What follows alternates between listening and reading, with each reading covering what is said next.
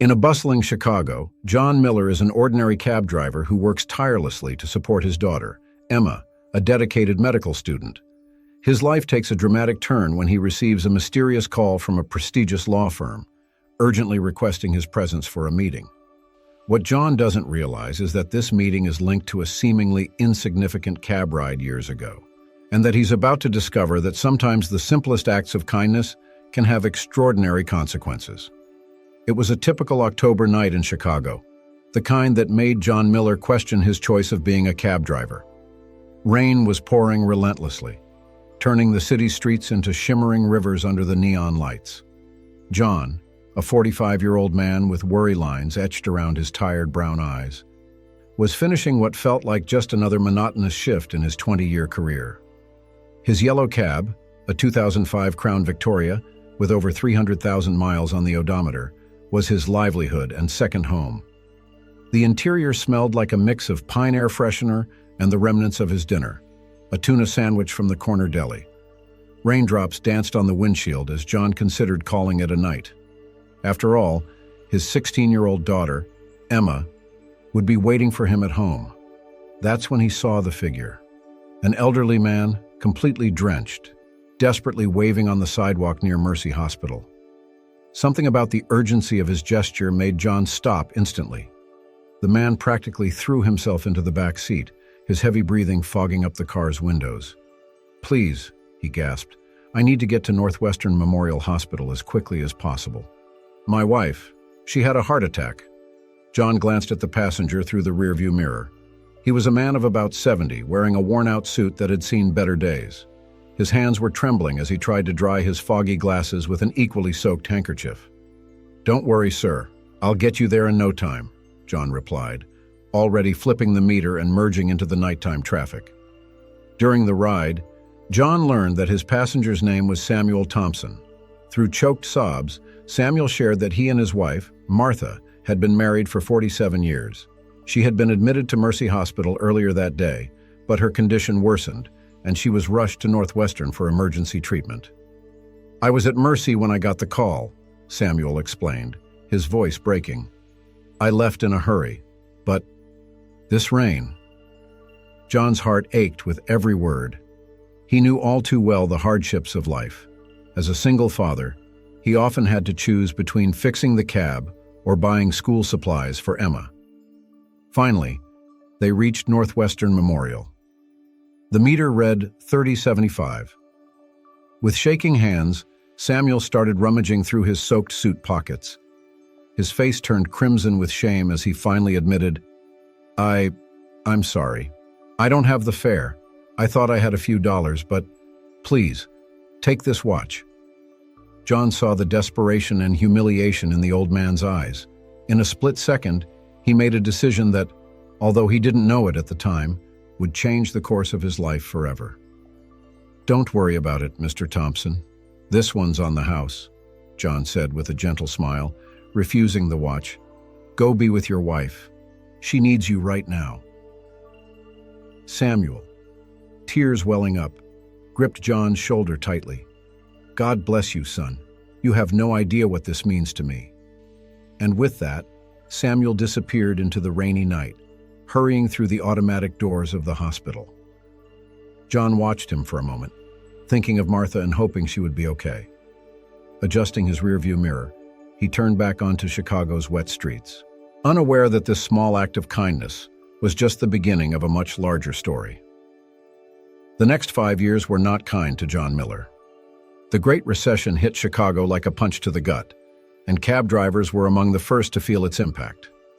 People thought twice before hailing a cab, opting for cheaper alternatives, or simply walking to save a few bucks. John's old Crown Victoria, already worn out on that rainy night years ago, now groaned with every shift. The suspension creaked over every pothole, the air conditioning had long since given up, and the engine burned more oil than John cared to admit.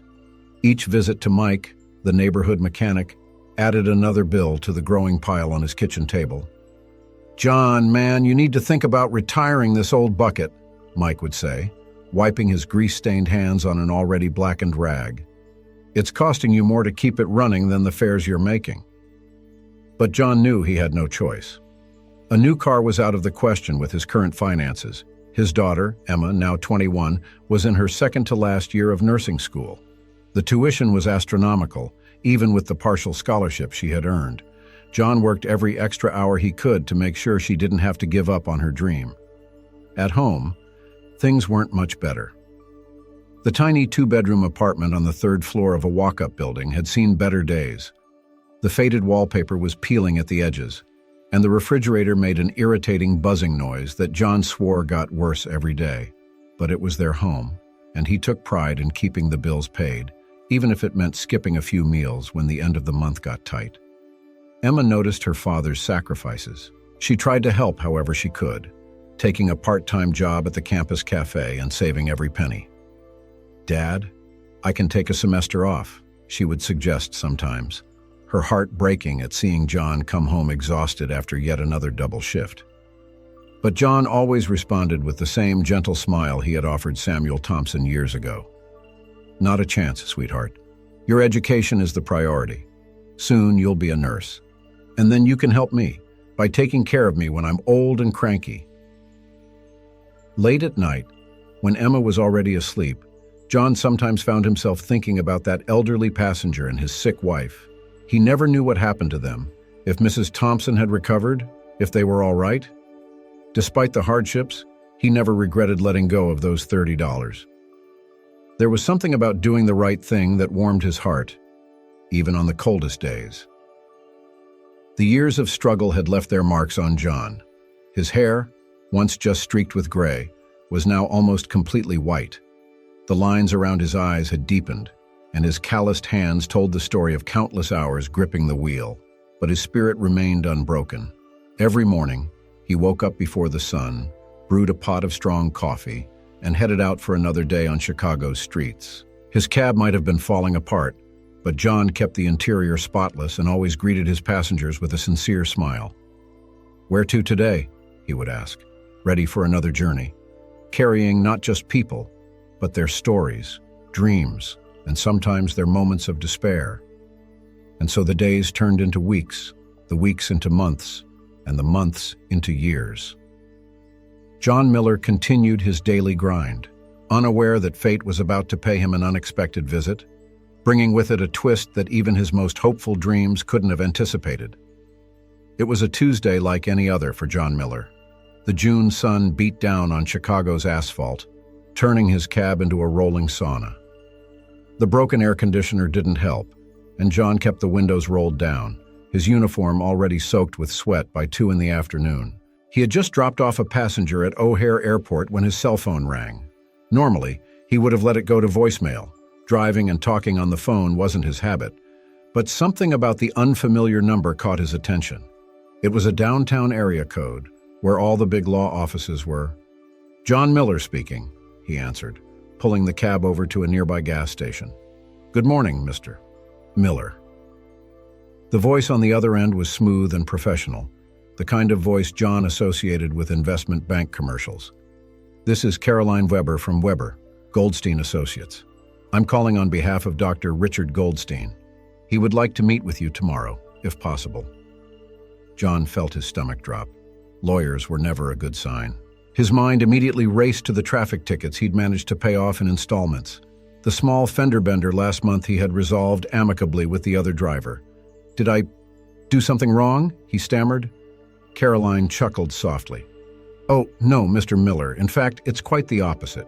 Dr. Goldstein would be very grateful if you could come to our office tomorrow at 10 a.m. Would that be possible?"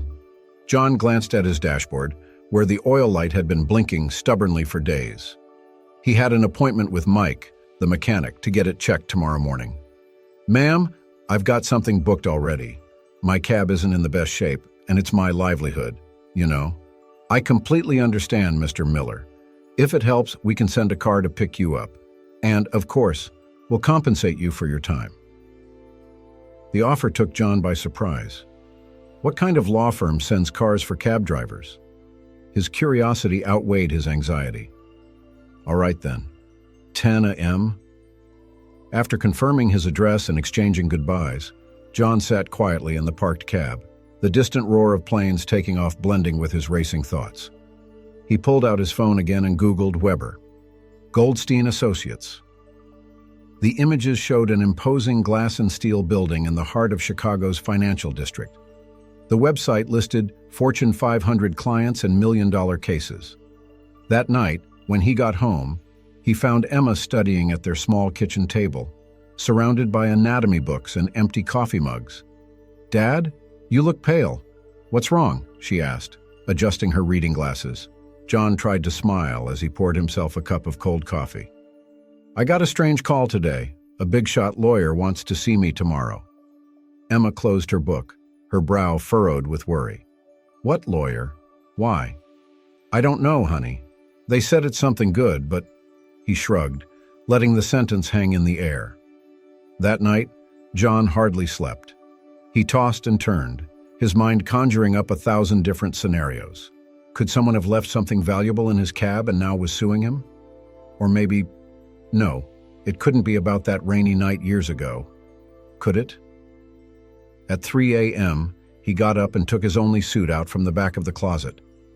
It was a little wrinkled and smelled faintly of mothballs, but it would have to do.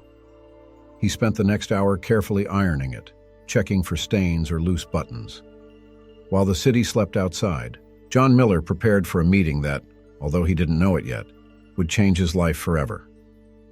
Precisely at 9:30 a.m., a black Mercedes-Benz pulled up in front of the modest building where John lived.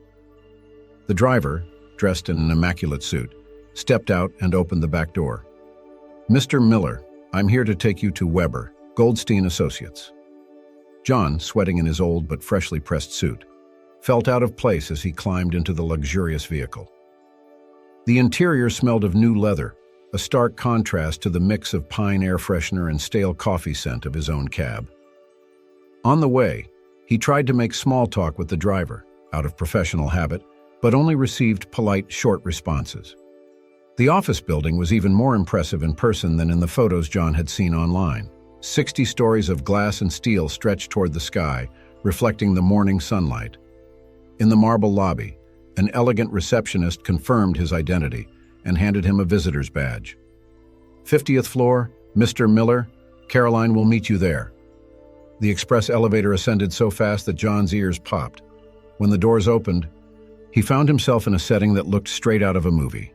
People in expensive suits hurried over plush carpets, carrying briefcases and talking on the latest smartphones. Caroline, the woman who had called him the day before, greeted him. She was a young professional with a warm smile that somehow made John feel a bit less out of place. "Mr. Miller, I'm so glad you could make it. Please, follow me." She guided him through a maze of hallways decorated with abstract paintings that probably cost more than his cab. Finally, they arrived at a conference room with a panoramic view of Lake Michigan. "Would you like some coffee? Water?" Caroline offered. "Coffee, please," John replied, his throat suddenly very dry. While he waited, John approached the window. Far below, the cars looked like toy models, and he tried to spot the yellow cabs among them, thinking of his colleagues starting another day's work. The door opened, and a middle-aged man entered. Unlike what John had expected, he didn't have the stern appearance of a corporate lawyer. His eyes were kind behind his thin-rimmed glasses, and his smile seemed genuine. "Mr. Miller, I'm Robert Wells. Thank you so much for coming today." They shook hands, and Robert gestured to one of the leather chairs around the polished mahogany table. John sat down, trying not to show how nervous he felt. "Mr. Miller, I'll get straight to the point. I'm here on behalf of the estate of Samuel Thompson." The name hit John like a bolt of lightning. Images from that rainy night years ago flooded his mind. The drenched elderly man, desperate to reach the hospital. "Samuel Thompson?" John repeated, his voice barely a whisper. Robert nodded, adjusting his glasses. "Yes. Unfortunately, Mr. Thompson passed away 2 weeks ago, but before he passed, he spoke a lot about you." John blinked, confused. "About me, but it was just a cab ride. To you, it may have been just a ride, but to Mr. Thompson, it was much more than that." You see, that night he was rushing to see his wife, Martha. She had suffered a severe heart attack. John nodded slowly. I remember. He didn't have money for the fare. And you took him anyway, Robert finished. What you didn't know is that, thanks to your kindness, Samuel was able to get there in time to say goodbye to Martha. She passed away that very night. The silence that followed was heavy, broken only by the soft hum of the air conditioner and the distant clinking of the coffee cup that Caroline discreetly brought into the room. John held the cup with slightly trembling hands, trying to process what he had just heard. The lawyer, Robert Wells, gave him a moment to absorb the information before continuing.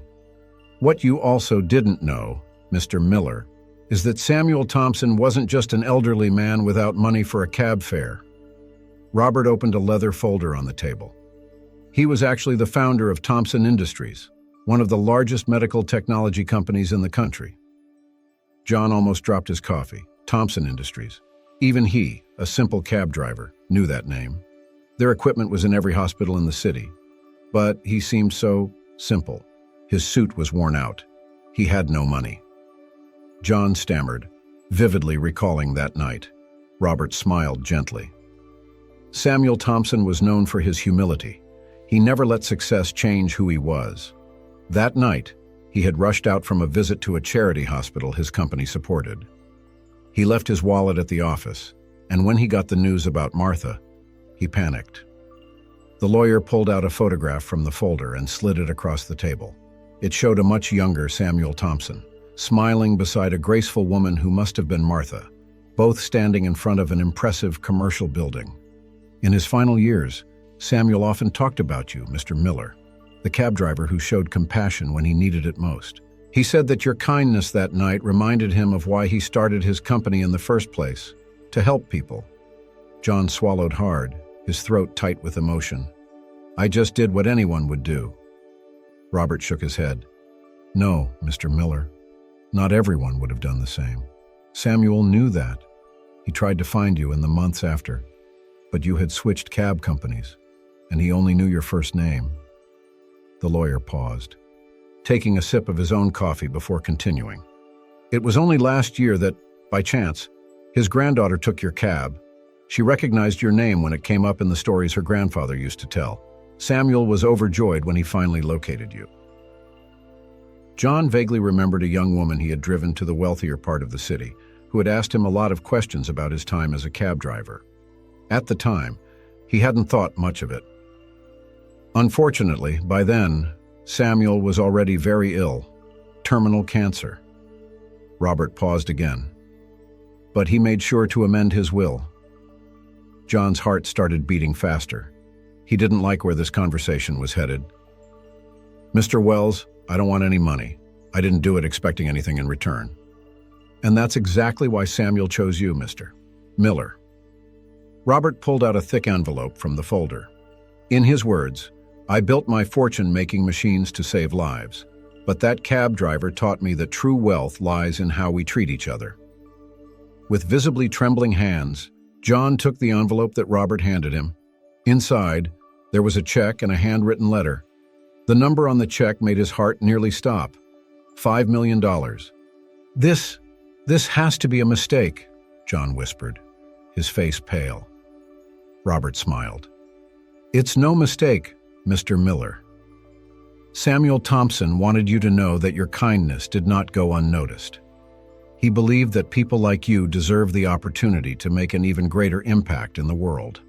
Through the conference room window, the city of Chicago carried on with its hectic pace, unaware that at that moment, the life of one humble cab driver was changing forever. John Miller stared at the check in his hands, silent tears streaming down his face, as the gentle voice of a man he barely knew echoed in his memory. God bless you, son. John barely remembered how he left the law office. The check, now carefully folded in his jacket's inner pocket, felt like it was burning against his chest.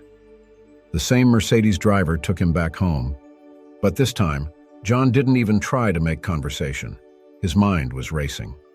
Climbing the worn stairs to his third-floor apartment, he paused to catch his breath and organize his thoughts. Mrs. Martinez, his elderly neighbor, was watering her plants in the hallway. "John," she always called him that, with a hint of an accent. "Looking sharp today. Got a new job?" John tried to smile, but it came out more like a grimace. "Not exactly, Mrs. Martinez. Just some news." Stepping into his apartment, John went straight to the bathroom and splashed cold water on his face. In the mirror, he saw the same tired face as always. Only now it was the face of a man with $5 million in his pocket. $5 million. The number was so large it didn't seem real. It was the kind of money he saw in lottery headlines, not the kind that cab drivers received on an ordinary Tuesday. With hands still trembling, he picked up the phone. He needed to tell Emma, no, she would be in class right now. This wasn't the kind of news you delivered over the phone anyway. He sat at the kitchen table, the same one where he had often counted pennies to see if he could pay all the bills that month. He took the check out of his pocket and placed it on the table, along with Samuel Thompson's letter. He still didn't have the courage to read the letter. The phone rang, making him jump. It was Mike, the mechanic. "John, where are you, man? Your cab's waiting for you here at the shop." "Mike, John stammered. "Sorry, something came up. Can you take a look at it anyway? I'll stop by later." "All right, but I gotta tell you, it's not looking good. I think this time it's really gonna hurt your wallet." John almost laughed. Hurt his wallet. 2 hours ago, that news would have ruined his week. After hanging up, he finally found the courage to open Samuel Thompson's letter. The handwriting was shaky, clearly written by someone very ill, but still legible. "Dear John, you probably don't remember me. I'm just one of the thousands of passengers you've driven over the years. But I never forgot you and your kindness on that terrible night when I lost my Martha. You see, I spent my life building a company, amassing wealth, thinking that was success. But that night, you taught me that true wealth has nothing to do with money. It's about how we treat each other in tough moments. This money is more than an inheritance. It's a thank you and an opportunity. Do with it what your heart tells you to. Knowing you, even briefly, I trust you'll make the right choice. With eternal gratitude, Samuel Thompson." John folded the letter carefully, silent tears streaming down his face. He looked out the kitchen window at the city he knew so well after 2 decades of driving its streets.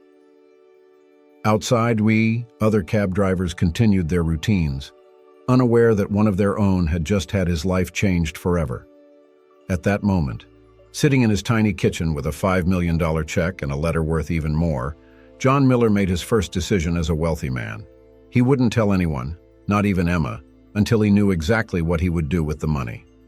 Some blessings, he realized, come with great responsibilities. In the weeks that followed, John's life continued to appear normal. He still drove his taxi, still lived in his small apartment, and still had coffee at the corner diner every morning. But inside, everything had changed. The check remained tucked away in a folder at the back of his sock drawer, along with Samuel Thompson's letter. Every night, after Emma went to bed, John sat at the kitchen table with a notebook, making list after list of what he could do with the money. Buying a house was the first obvious choice. Emma could finally have her own room. Maybe even a backyard. He could pay for her college tuition up front, securing her future. He could retire from driving a cab and open a small business, but something didn't feel right. Samuel Thompson's words echoed in his mind. True wealth has nothing to do with money.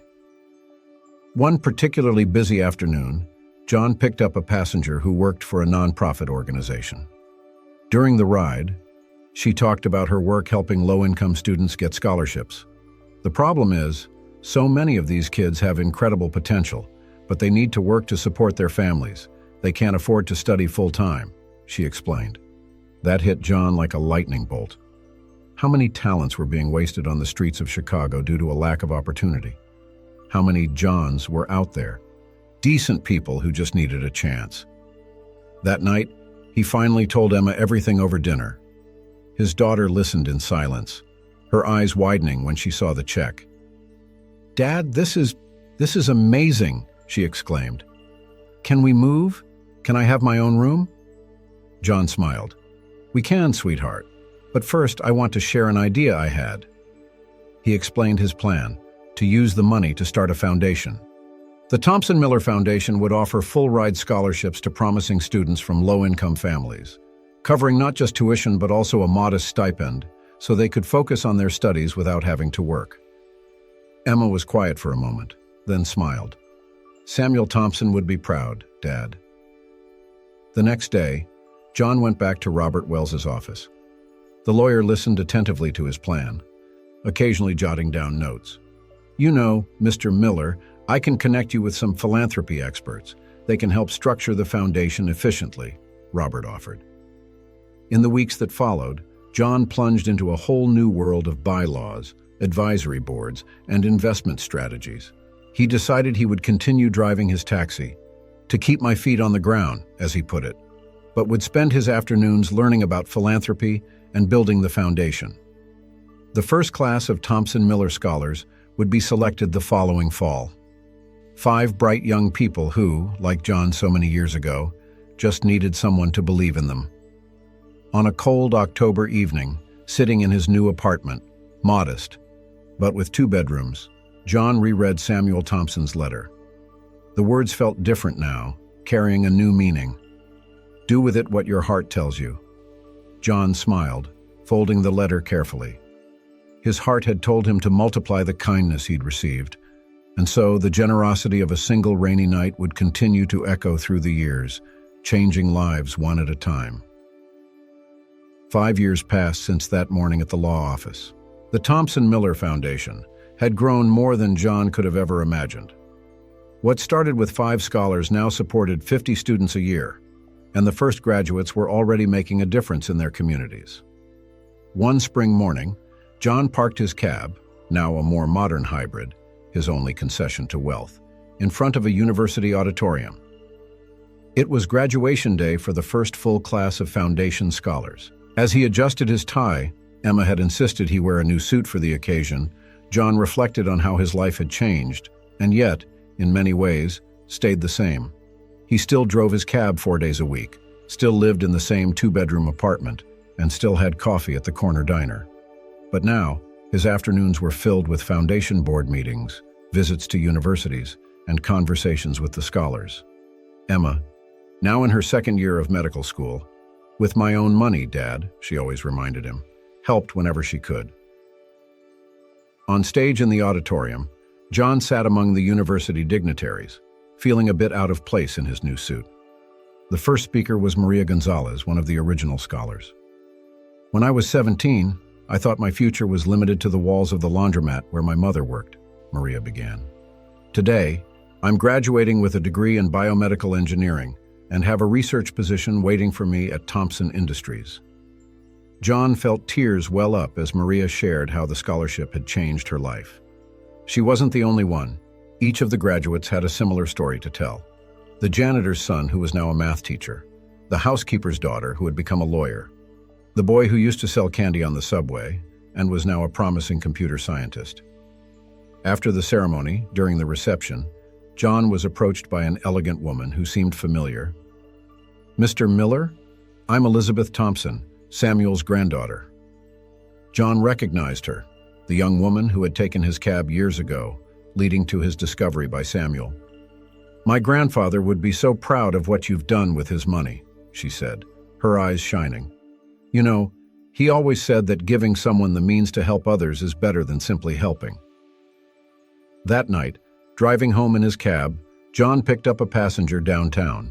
It was an elderly man, anxious because he needed to get to the hospital. His wife had taken a fall. "Don't worry about the fare," John said automatically. "Let's just make sure you get there."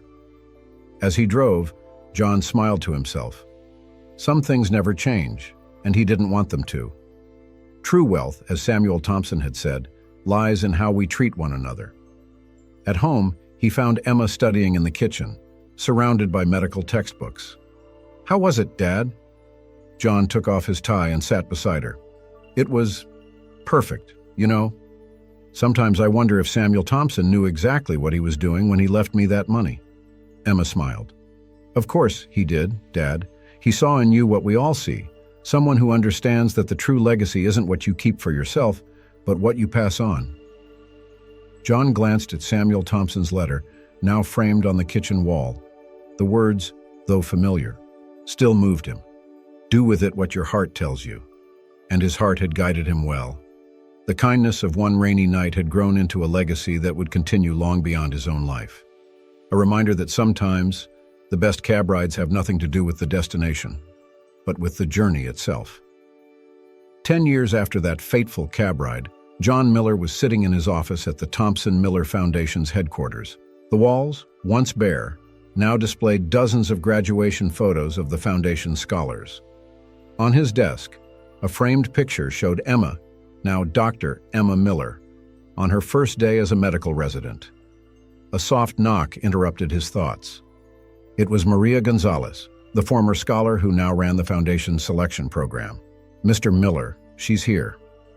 John stood, adjusting his tie, still feeling a little out of place wearing suits, even after all these years.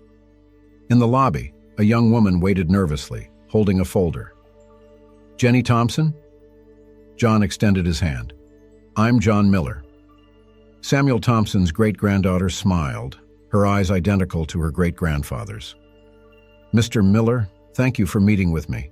I brought something I think you should see. Jenny opened the folder and pulled out an old journal. I found this among my great-grandfather's things. It's the journal he kept while he was in the hospital during his final days. With gentle hands, John opened the journal. The handwriting was shaky, but still legible. Today I met the man who will carry on my work, though he doesn't know it yet. John Miller, a cab driver with a heart bigger than his wallet. He reminded me why I started Thompson Industries, not to make money, but to make a difference. John felt tears fill his eyes as he read. The journal went on for several pages, detailing how Samuel had researched his life, discovering his dedication to his daughter and his kindness to other passengers in need. My great-grandfather was right about you, Jenny said softly. And that's why I'm here. Thompson Industries wants to double the foundation's endowment. John blinked, stunned. Double. But that would mean 200 new scholars every year, Maria finished, smiling. And there's more. We want to expand the program nationally. That night, in his apartment, he never moved, despite Emma's insistence. John sat at his kitchen table. Samuel Thompson's original letter, now a little yellowed A, was still framed on the wall. Next to it were dozens of thank you letters from the scholars. Emma came in from the hospital, still wearing her scrubs. Dad, is everything okay? John smiled, showing her Samuel's journal. As Emma read, he prepared 2 cups of tea, a habit he'd picked up over the years of foundation meetings. You know, Dad, Emma said finally, I think I understand why you never wanted to retire from driving a cab. It's your way of staying connected to why this all started. John nodded. Every passenger is a new chance to make a difference, even if it's just by listening, by being kind. The phone rang. It was one of the current scholars, calling to share that he'd been accepted into a medical residency. As John listened enthusiastically, he thought about how one simple cab ride had sparked a wave of kindness that kept spreading. Samuel Thompson's true legacy wasn't the money, but the lesson that true wealth is found in how we choose to impact the lives around us.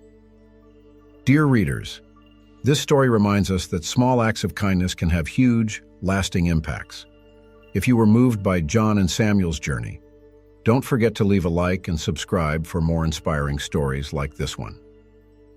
In the comments, tell us, what was your favorite part of the story? Or better yet, share a moment when a small act of kindness changed your life or someone else's. Remember, sometimes